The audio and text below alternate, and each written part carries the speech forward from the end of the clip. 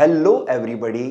आज हम डिस्कस करेंगे एक्चुअल प्रोसेस ऑफ फर्टिलाइजेशन और sexual reproduction in flowering plant और इन ए फ्लावर। ओके, सो यहाँ पर सबसे पहले हम डिस्कस करेंगे पॉलिनेशन के बारे में। What is the mean of pollination? The transfer of the pollen grain from anther to the stigma is called pollination। यानी कि एंथर जो है जिसमें pollen grain बनते हैं, और earlier I told you that pollen grain is the male gametophyte. तो pollen grain का एंथर से रिलीज होके स्टिग्मा के ऊपर लैंड करना, this one is called pollination. यहाँ पर पॉलिनेशन दो प्रकार के हैं, self pollination and cross pollination. अगर पॉलिनेशन सेम फ्लावर में हो रहा है, अगर बाइसेक्सुअल फ्लावर है, या सेम प्लांट में हो रहा है, एक फ्लावर से दूसरे फ्लावर में सेम प्लांट में हो रहा है, तो इसे हम सेल्फ पॉलिनेशन कहते हैं। और जेनेटिकली इससे जो नए प्लांट प्रोड्यूस होते हैं वो सिमिलर होते हैं अपने पेरेंट प्लांट के। सेकेंड है क्रॉस पॉलिनेशन। क्रॉस पॉलिनेशन एक प्लांट के फ्लावर के पॉलन ग्रेन यदि दूसरे प्लांट के फ्लावर के ऊपर गिरे तो this is called cross pollination. यहां पर सेल्फ पॉलिनेशन टू टाइप का है, autogamy and geitonogamy. What is the mean of autogamy? If flower is bisexual, the transfer of the pollen grain from anther to the stigma of the same flower is called autogamy। And what is the mean of gitonogamy? The transfer of the pollen grain from one flower to the another flower of the same plant is called gitonogamy। तो genetically ओटोगैमी and गिटोनोगैमी दोनों ही condition में जो plant produce होते हैं या develop होते हैं new plant, वो जेनेटिकली सिमिलर होते हैं अपने पेरेंट प्लांट के, क्योंकि सिंगल प्लांट से ही प्रोड्यूस हो गए हैं।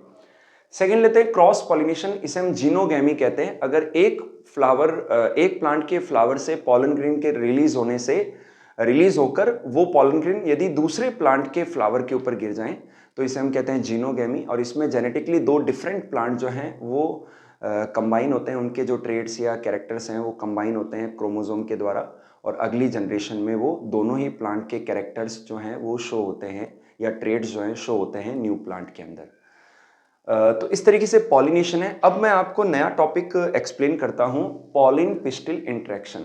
कि जब एक पॉलन ग्रेन लैंड करता है स्टिग्मा के ऊपर, तो स्टिग्मा से कुछ न्यूट्रिएंट रिलीज होते हैं, कुछ न्यूट्रिशन मिलता है, और इसी वजह से जो पॉलन ग्रेन है वो जर्मिनेट होता है। तो यहाँ देखिए ये पॉलन ग्रेन जर्मिनेट होकर पॉलन ट्यूब बना रहा है, और पॉलन ट्यूब के अंदर ये दो मेल गैमेट है। अब ये पॉलन ट्यूब को यहाँ भी स्टाइल में भी न्यूट्रिशन मिलता है, और इस तरीके से पॉलन ट्यूब ग्रोथ करती चली जाती है, और यहाँ ये पॉलन ट्यूब एंटर हो रही है ओव्यूल के अंदर माइक्रोपाइल के द्वारा, और अब ये दो मेल गैमेट यहाँ रिलीज कर दिए जाते हैं। तो ये जो सारे इवेंट्स हैं इन्हें हम कहते हैं pollen pistil interaction. Pollen grain का स्टिग्मा के ऊपर लैंड करना, पॉलन ट्यूब का जर्मिनेट होना, पॉलन ट्यूब का एंटर होना माइक्रोपाइल से, एंड देन मेल गैमेट्स का रिलीज होना। All these events are combinedly called pollen pistil interaction. The landing of the pollen grain on the stigma, the germination of the pollen tube, the entrance of the pollen tube into the ovule and embryo sac, and then release of two male gametes. All these events combinedly called pollen pistil interaction.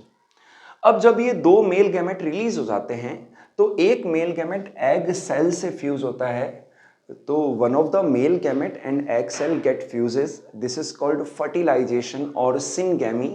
It leads to formation of zygote and then embryo. जो second male gamete है ये polar cell से, जिसमें दो nucleus होते हैं, दो nuclei होते हैं, उनसे फ्यूजन होता है। The fusion of another male gamete and polar cell is called triple fusion, क्योंकि in this fusion 3 nuclei get fuses. तो ट्रिपल फ्यूजन के द्वारा एंडोस्पर्म का फॉर्मेशन होता है। Triple fusion leads to formation of endosperm, and endosperm is the triploid structure. Endosperm consist the reserve food और stored food which provide the nutrition to the developing embryo. तो यहाँ पर हमने ये देखा कि एंजियोस्पर्म प्लांट के अंदर टू टाइम्स फर्टिलाइजेशन होता है। This is called double fertilization. In angiosperm plant, the fertilization occurs twice. This is called double fertilization. After fertilization जो ओव्यूल है ये सीड में कन्वर्ट हो जाता है, डेवलप हो जाता है। जो ओवेरी है ये फ्रूट में डेवलप हो जाती है, और जो ओवेरी की वॉल है it develops into the fruit wall. Okay, and बाकी जो पार्ट हैं फ्लावर के वो जो है शेड ऑफ हो जाते हैं, और इस तरीके से जो है फर्टिलाइजेशन एंड रिप्रोडक्शन का प्रोसेस पाया जाता है एंजियोस्पर्म प्लांट के अंदर। Thank you for this topic. ये 2 पार्ट में मैंने ये टॉपिक समझाया है, sexual reproduction in flowering plants, और मेनली यहाँ पर 10th क्लास के जो CBSE बोर्ड के जो स्टूडेंट्स हैं उनको ध्यान में रख के बनाया है ये वीडियो। वैसे इन टॉपिक्स में और भी डेप्थ है, तो जो नीट की क्लासेस होती हैं हम उसमें और भी डिटेल में पढ़ाते हैं, काफ़ी सारी और भी चीज़ें हैं जो हम डिटेल में पढ़ाते हैं, लेकिन अप टू 10th क्लास के लिए सफिशिएंट है। लेकिन एक चीज़ ध्यान रखना, 10th क्लास के अंदर एम्ब्रियो सेक का डायग्राम नहीं पूछते हैं बोर्ड एग्जाम में, एंड ओव्यूल का डायग्राम भी नहीं पूछते हैं। बाकी सारी जो चीज़ें हमने डिस्कस की हैं ये बोर्ड एग्जाम में पूछी जाती हैं। Thank you.